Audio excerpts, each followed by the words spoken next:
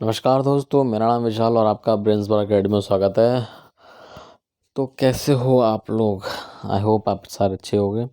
तो स्टार्ट करता है टॉपिक, नया टॉपिक जो है हमारे इमरजेंसी का। और स्टार्ट करने से पहले बोलना चाहता हूँ तो अगर आप हमारे चैनल पर पहली बार आए हैं तो आप हमारे चैनल सब्सक्राइब करें और आने वाली नोटिफिकेशन के बेल आइकन का बटन ज़रूर दबाएं। ठीक है, स्टार्ट करते हैं फर्स्ट टॉपिक हमारा, जिसका नाम है रेलवे स्ट्राइक। तो भैया रेलवे स्ट्राइक क्या थी और ये कब हुई थी? 1974 में।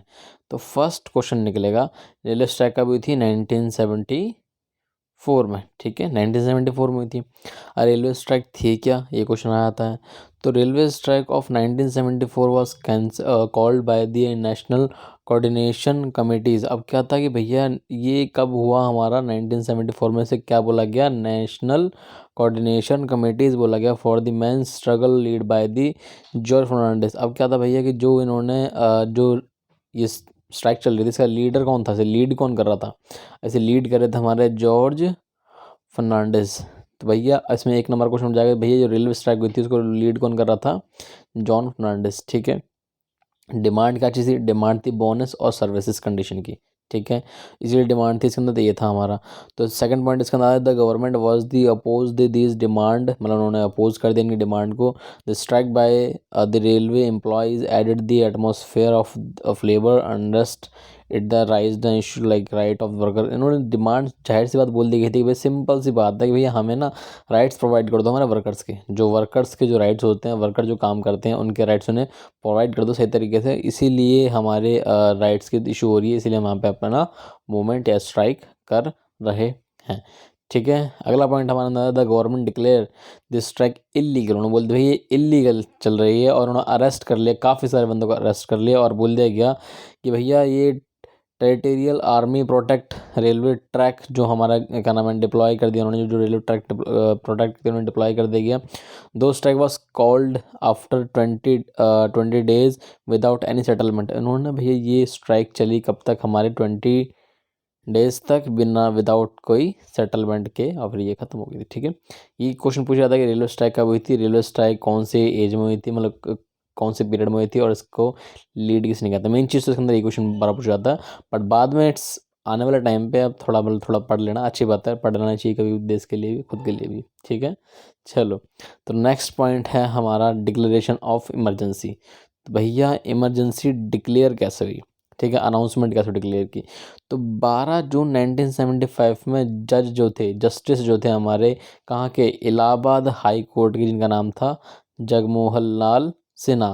तो भैया इन्होंने एक पास जजमेंट दे दिया, क्योंकि इस टाइम पे हमारे जो राज नारायण थे, 1971 में जो इलेक्शन हुआ था वो इंदिरा गांधी के अगेंस्ट में खड़े हुए थे।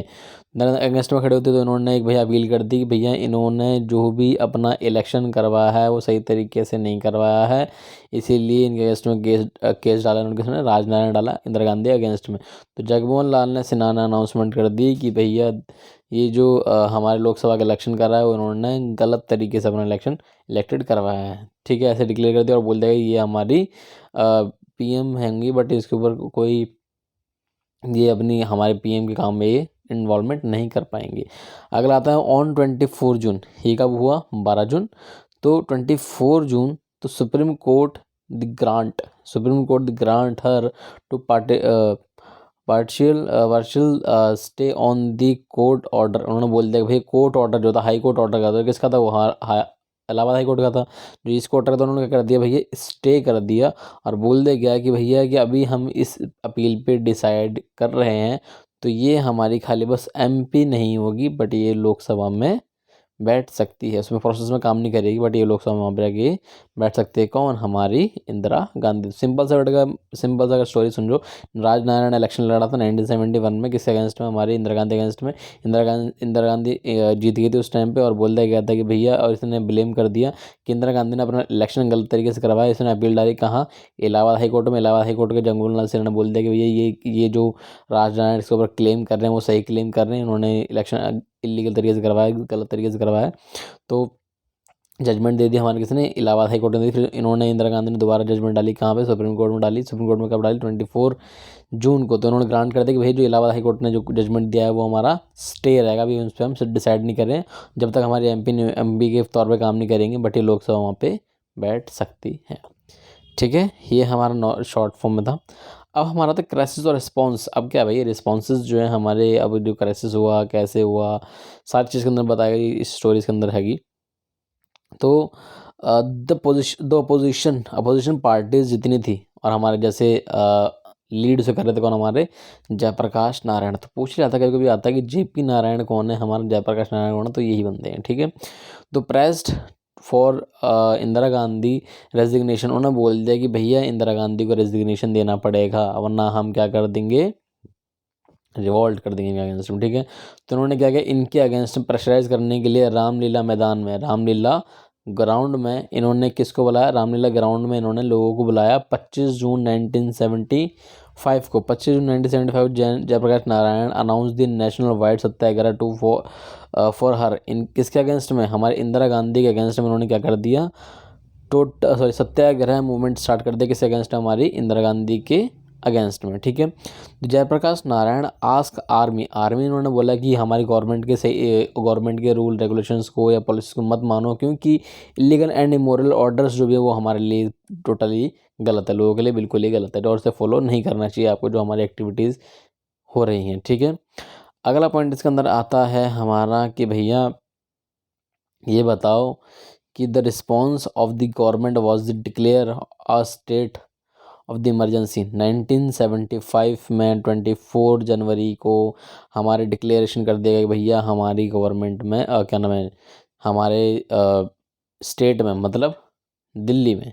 ठीक है, कहाँ पे, रामलीला मैदान कहाँ पे है, दिल्ली में। दिल्ली में जो हमारे डिक्लेरेशन कर दी, क्या कर दिया, हमारी इमरजेंसी के लिए बोल दिया गया। आर्टिकल 352 के बेस पे बोल दिया गया, इंटरनल डिस्टर्बेंस के बेस पे, अंदरूनी गड़बड़ी के कारण, अंदर का मामला ठीक नहीं है, इस बेस पे आर्टिकल 352 पे हमारा क्या लगा दिया जाए, हमारी कॉन्स्टिट्यूशन बेस पे हमारा क्या लगाया जा रहा है, आर्टिकल 352 पे इमरजेंसी लगाई जा रही है।